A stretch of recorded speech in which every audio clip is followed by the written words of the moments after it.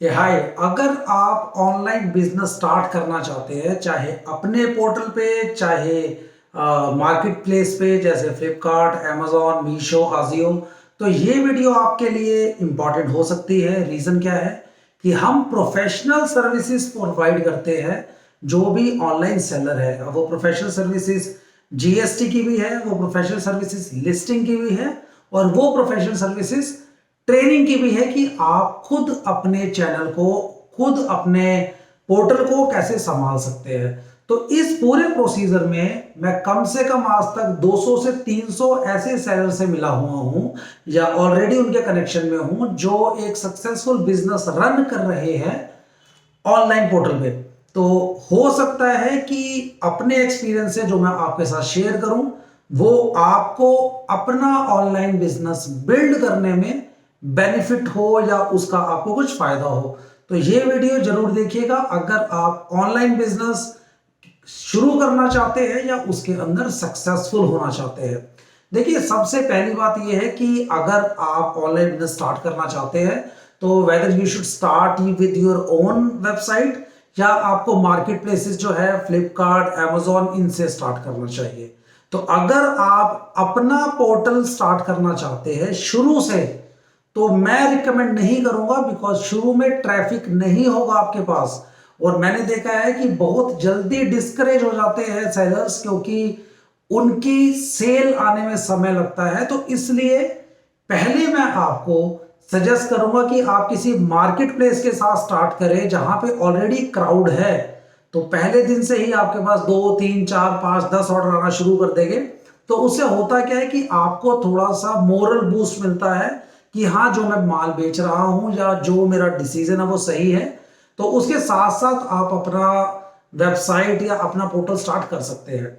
तो अब क्वेश्चन ये आता है कि अगर आप ऑनलाइन मार्केट प्लेस पे अपना बिजनेस स्टार्ट करना चाहते हैं तो कौन से मार्केट प्लेस से स्टार्ट करें। देखिए, अल्टीमेटली आप सबका एक ही दिमाग में टारगेट होगा कि मैंने तो सारे पोर्टल्स पे सेल करना है, मगर पहले दिन से पॉसिबल नहीं होता ये चीज भी। बिकॉज पहले दिन आप फ्रेशर है, आपको धीरे धीरे पोर्टल समझने में समय लगेगा। तो चलिए, सबसे पहले हम बात करते हैं मार्केट के दो बड़े मार्केट प्लेसेस की, जो है फ्लिपकार्ट और amazon।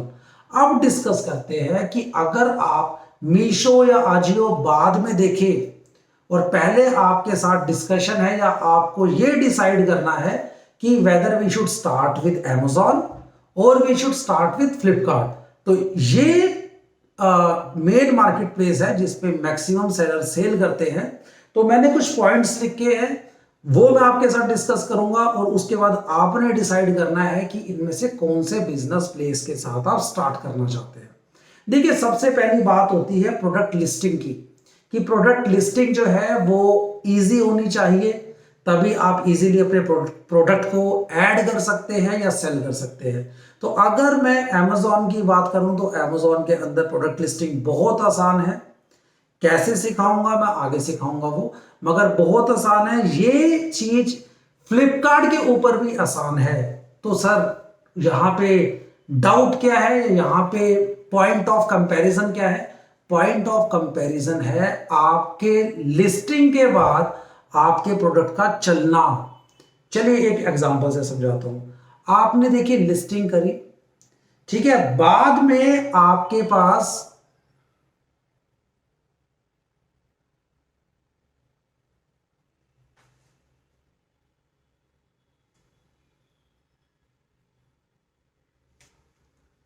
चलिए ये समझते हैं। देखिए, amazon के अंदर जब आप लिस्टिंग करेंगे तो वो आपकी लिस्टिंग के अंदर कोई प्रॉब्लम नहीं आएगी। आप जैसे ही अपने प्रोडक्ट को उसके अंदर लिस्ट करना चाहेंगे वो हो जाएगा, और उसके बाद वो लाइव भी हो जाएगा, और उसके बाद आपके पास ऑर्डर भी आने शुरू हो जाएंगे। मगर इसके बाद अगर आप कोई ब्रांडेड चीज बेच रहे हैं ना, तो amazon के पास से आपके पास एक मेल आएगी कि भैया अपना ब्रांड अप्रूवल या ब्रांड ऑथराइजेशन लेटर दीजिए। या अगर आप अपने ब्रांड की चीज बेच रहे हैं तो amazon कहेगा कि भैया इसमें ट्रेडमार्क को ऐड करिए। तो अगर आपके पास अगर कोई ब्रांडेड आइटम आप सेल कर रहे हैं तो उसका ब्रांड ऑथराइजेशन लेटर होना चाहिए। अगर आप अपने ब्रांड का स्टार्ट करना चाहते हैं तो आपके पास अपना ट्रेडमार्क होना चाहिए। और अगर ये दोनों चीजें नहीं है तो आपकी जो लिस्ट आपने प्रोडक्ट किया है उसको डी लिस्ट कर दिया जाएगा। साथ में जो आपकी पेमेंट साइकिल है वो भी रुक जाएगी, और उसके बाद आपका दोबारा से अकाउंट, हो सकता है अकाउंट भी सस्पेंड कर दिया जाए, और इस केस में आपका दोबारा से अकाउंट ओपन करना आसान नहीं है। ये अमेजोन के साथ है।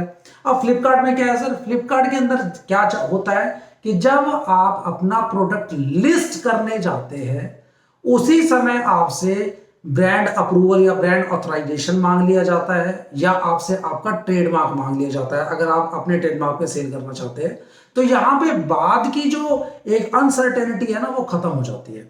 मतलब अगर आपने ये दोनों चीजें दी और आपकी लिस्टिंग के साथ वो अप्रूवल में गया, और अगर अप्रूव्ड हो गया तो उसके बाद आपके प्रोडक्ट का डीलिस्ट होना या आपके अकाउंट का सस्पेंड होने के चांस बहुत कम हो जाते हैं। तो यहां पे अगर आप दोनों में कंपैरिजन करेंगे तो मैं ये कहूंगा कि अगर आपके पास सारे डॉक्यूमेंटेशन पूरा है, ऑथराइजेशन लेटर है, ट्रेडमार्क सारा है, तो आपको किसी में भी ट्राई कर सकते हैं। मगर अगर आपको 1% भी डाउट है ना कि यार ऑथराइजेशन लेटर मेरा पता नहीं मिले ना मिले, या ट्रेडमार्क मेरा फेल ना हो जाए, तो भैया अमेजोन के अंदर अपना आप लिस्ट मत कर देना। बिकॉज जब उनकी मेल आएगी, देखिए फ्लिपकार्ट तो आपको करने ही नहीं देगा, और अगर अमेजोन में आपने कर भी दिया तो उनकी मेल आएगी, अगर उस टाइम आप उनको डॉक्यूमेंट ना दे पाए तो आपका अकाउंट सस्पेंड हो जाएगा। 90 दिन के लिए कम से कम पेमेंट आपकी रुक जाएगी।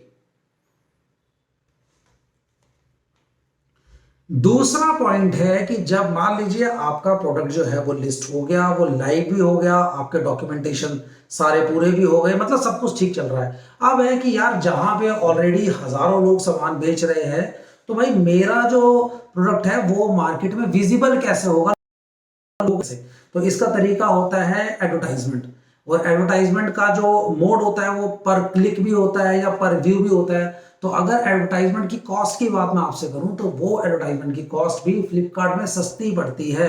एक कंपैरिजन देता हूं आपको, अगर एडवर्टाइजमेंट आप अमेजोन पे करते हो और आपको पर क्लिक के 1 रुपया देना पड़ रहा है, तो यही चीज आपको फ्लिपकार्ट के ऊपर 60 या 70 पैसे में मिल जाएगी। यानी कि अगर आप ऐड करके अपने प्रोडक्ट को बूस्ट करना चाहते हैं, उसकी विजिबिलिटी बढ़ाना चाहते हैं, तो भी आप फ्लिपकार्ट के साथ जाएंगे तो आपको थोड़ा सा सस्ता पड़ेगा। देखिए, no doubt Amazon is a international brand and I am not bias toward Flipkart, मगर जो मैंने आज तक अपने एक्सपीरियंस से देखा है या जो मैंने प्रॉब्लम देखी है जितने भी सेलर्स होते हैं, मैं उसके हिसाब से आपको अपना रिव्यू दे रहा हूं। और विश्वास कीजिएगा, ऑनेस्ट रिव्यू है मेरी तरफ से।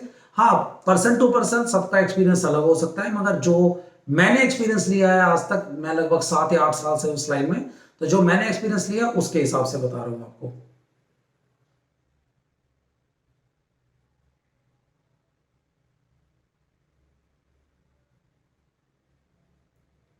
चलिए, अगला पॉइंट है अकाउंट सस्पेंशन का। देखिए, पहले पॉइंट में भी हमने डिस्कस किया था और कि अकाउंट सस्पेंड हो जाता है, इसमें भी डिस्कस कर रहा हूं। अब इसके अंदर भी क्या होता है कि अगर आपके किसी भी जो भी आपने अपलोड किया है डॉक्यूमेंट अपने अकाउंट ओपनिंग के लिए, अगर उसमें कुछ भी डाउट है कंपनी को, या फिर आपके प्रोडक्ट पे नेगेटिव रिव्यूज आ रहे हैं, या फिर कोई और भी कारण हो सकता है, कंपनी को डाउट है कि आप यार ब्रांडेड के नाम पे लोकल प्रोडक्ट बेच रहे हैं, इसमें किसी पे भी अगर 1% भी डाउट होता है ना, तो अमेजोन इमीडिएटली आपके अकाउंट को सस्पेंड कर देता है। और सस्पेंशन के बाद वही आपकी मैंने बात की है कि आपका वो अकाउंट दोबारा तो पता नहीं कभी लॉगिन होगा कि नहीं होगा। साथ में जो आपका पेमेंट जो फंसा हुआ है, जो आपके ऑलरेडी सामान बिका हुआ, उसकी भी पेमेंट आपको लगभग 90 दिन के बाद मिलेगी। हाँ, अगर इसी कंपैरिजन को मैं फ्लिपकार्ट में करूं तो विश्वास कीजिएगा, फ्लिपकार्ट के अंदर सस्पेंशन इतना फ्रीक्वेंट नहीं होता है, वो थोड़े लीनियंट है अबाउट सेलर्स। तो छोटी छोटी बातों में नेगेटिव रिव्यू के अंदर या किसी चीज में डाउट है, तो वहां पे आप उनके सपोर्ट से बात करके उसको रिजॉल्व कर सकते हैं। वो इमीडिएटली आपका जो अकाउंट है वो सस्पेंड नहीं करते हैं।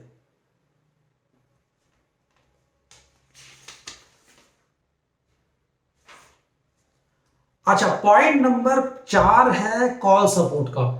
जो मेरा अभी तक का एक्सपीरियंस है कि मैंने एक चीज देखी है कि आफ्टर कोविड जो फ्लिपकार्ट है ना, उनके नॉर्मल जो कॉल सपोर्ट है वो बंद हो चुके हैं।